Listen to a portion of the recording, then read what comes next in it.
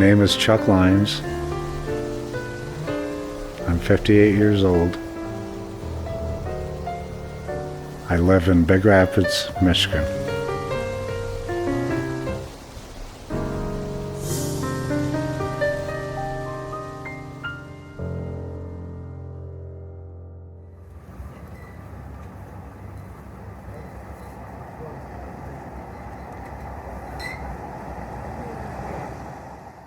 When I noticed I was having problems, my calf would tighten right up. If I kept on going walking, my leg would just like stop working.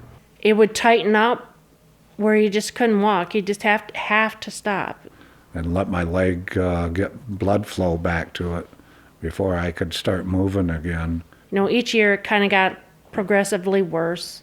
At work, sometimes I get really busy and have to move quickly. My office is actually built up in the air. There's steps that lead to it. And when I would come from the front to the back and try to go up them 13 steps, I had a hard time. My dad and Chuck both have PAD, and my dad had just lost his leg. My father-in-law, actually about a year and a half ago maybe, ended up losing half of his left leg.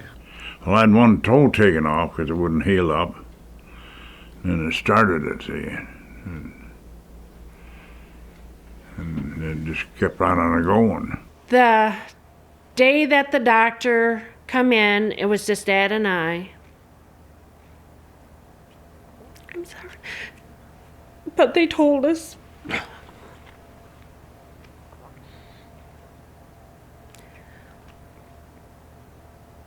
Dad and I that he'd have to take it off. It wouldn't heal. We thought we had it healed up, but it just wouldn't do it. So then we knew had to do something else. So that's what we done. He said, "Well, we'll have to do what we have to do." No leg. It makes it hard. You tear around with that one leg here, you think you can do something, but you can't do nothing. You can try, but you fall on your ass a couple times. I didn't want that for Chuck, you know. I want him to be able to play with them grandkids, to be able, to do things with us and go places and be able to walk around. She's always put me ahead of her, I guess. But I know Vicky's the doctor in the family, so I knew she'd take care of it. When I saw the news clip about the Ocelot, the reason I was excited because they were saying it would prevent people that have PAD, prevent them from losing their legs.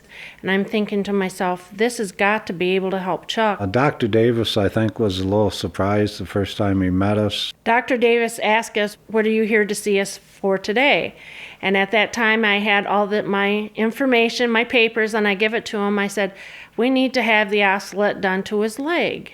He had been to several physicians, and they just told him there's nothing that could be done. And so with that, his wife really went out and researched this. I mean, she's incredible the way she just she searched the internet, and they happened to, just by coincidence, be listening on TV, and someone was talking about the Ocelot. When I first looked at his anatomy, I knew it was going to be very, very difficult. His superficial femoral artery was completely occluded, reconstituted in the popliteal region. He had had a prior stent.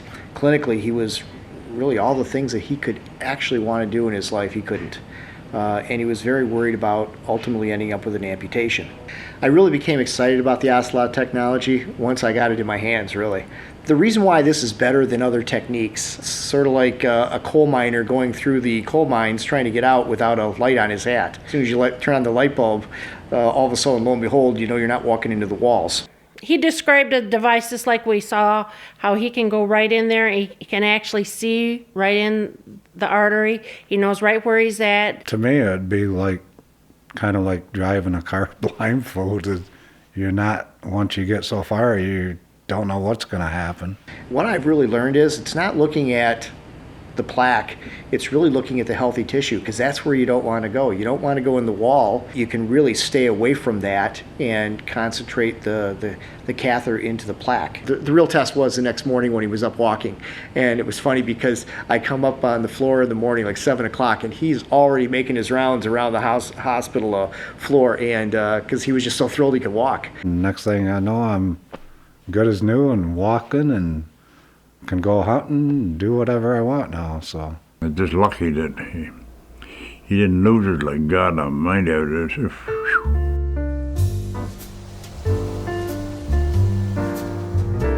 After we got home, he could tell the difference. Every day, it got better and better. I can go up and down the stairs, no problem. I'm so fast now, I'm afraid I'm gonna trip and fall.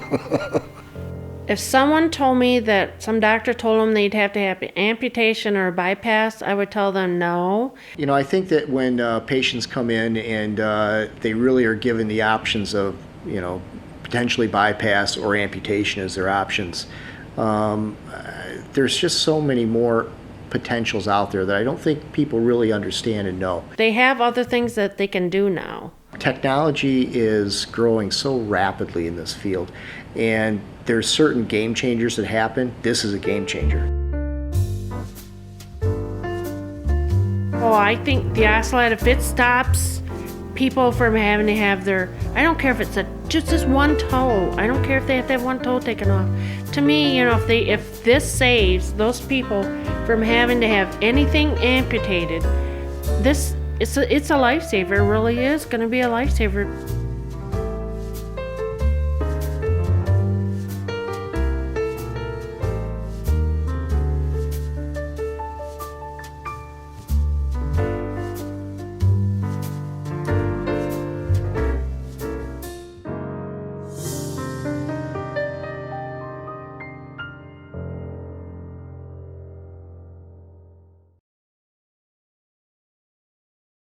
Vicky, how old am I? 57 or 58? 57, Chuck, you'll be 58. Okay. Tomorrow. Oh, you're 58. Huh? He's 58.